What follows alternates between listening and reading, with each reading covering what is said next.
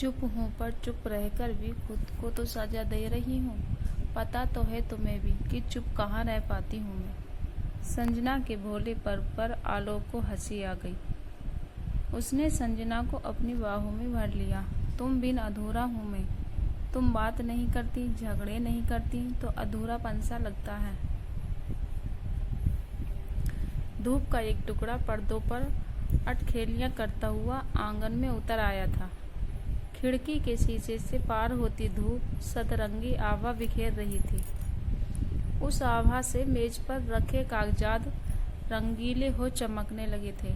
बड़े ही सुचित्तपूर्ण ढंग से सजी टेबल भी थी। आलोक पिछले 10 मिनट से मेज को निहार रहा था। फिर वह दराजों को एक एक कर खोलने लगा। हार कर कुछ देर बैठ गया। फिर वह मुश्किल अपने शब्दों को संभालते हुए बोला, संजना, कल यहाँ कुछ कागजात रखे थे, केस के लिए कितने अहम थे, कहाँ गए? दूसरी तरफ से कोई आवाज नहीं आई। एक लंबी चुप्पी।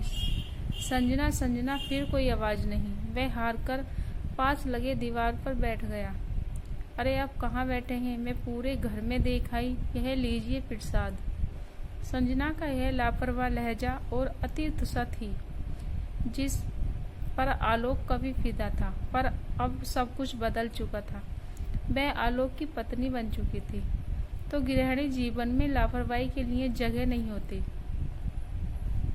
और उत्साह तो फीके रंगों सा साल 2 साल में ही उड़ चुका होता है। संजना, मेरे कुछ जरूरी कागजात मेज पर रखे। कहाँ हैं? कब से ढूंढ रहा हूँ। कितनी बार कहा है मेरे टेबल के चीजों को ना छुआ करो। यहीं तो रखे हैं।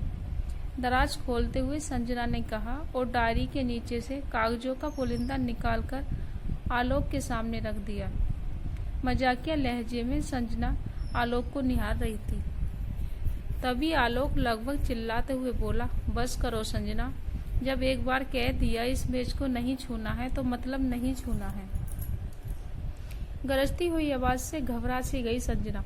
मुंह पर तो जैसे ताला लग गया, पर अपमान के आवेग में वह तिल मिला गई और गुस्से में पैर पटकते हुए वहां से चली गई। आलोक और संजना की शादी को 5 साल हो चुके थे। दोनों के परिवार वालों ने ही रिश्ता तय किया था, पर सगाई से शादी के बीच के 1 साल के समय में दोनों एक दूसरे को अच्छी तरह समझने भी लगे थे।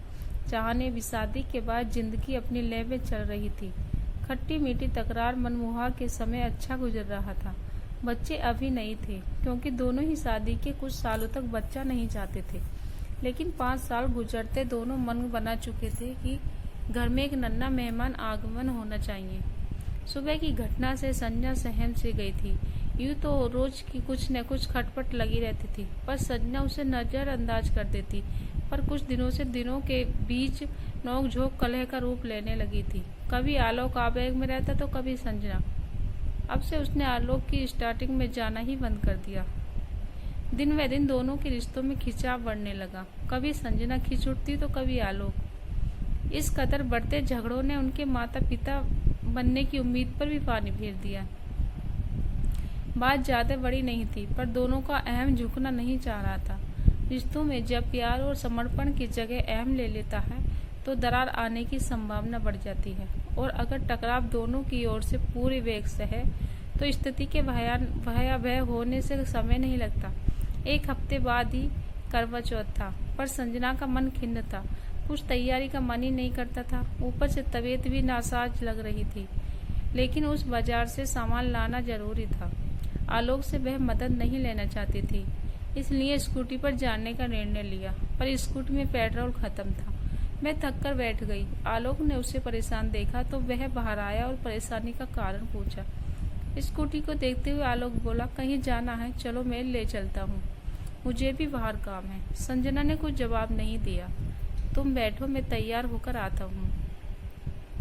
संजना आलोक की स्कूटी में बैठ गई। कुछ देर तो वह चुपचाप बैठी रही, लेकिन चारों ओर फैले कागज और किताबों को देखकर उसके हाथ मचलने लगे और आखिरकार पूरी टेबल व्यवस्थित करने पर ही रुके। आलोक के कदमों की आवाज सुन वह बाहर आ गई।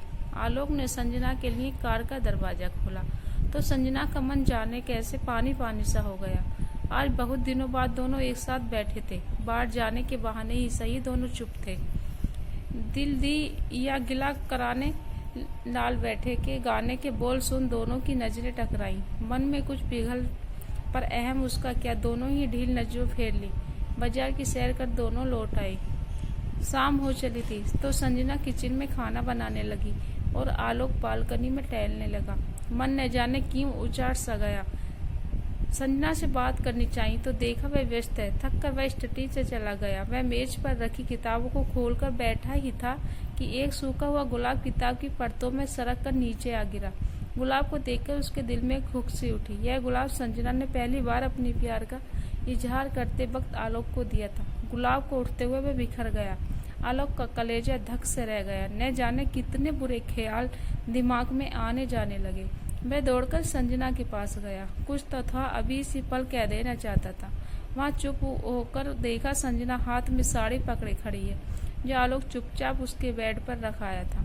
सुनो संजना, तुम्हारी चुप्पी बर्दाश्त नहीं होती। गुस्सा तो लड़ झगड़ लो यार, मुझे पूरा हक है। तुम चाहो तो मेरा घर सारा अस्त व्यस्त कर दो, मैं कुछ नहीं करूंगा। पर कुछ कहो आलोक, गुस्सा नहीं हो, नाराज हूँ, मनाओ तो सही, थोड़ा और नखरे कर लेने दो।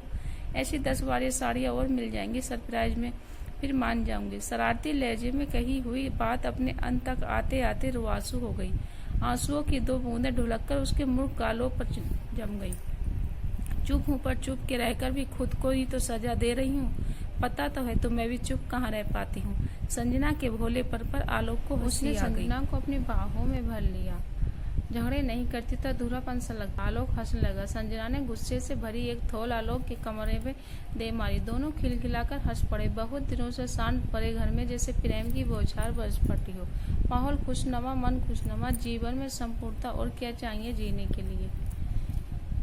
दोस्तों, आशा करती हूँ यह कहानी आपको पसंद आए, तो प्लीज़ वीडियो को लाइक शेयर कीजिए और हर रोज नई कहानी पढ़ने के लिए चैनल को सब्सक्राइब कीजिएगा। धन्यवाद।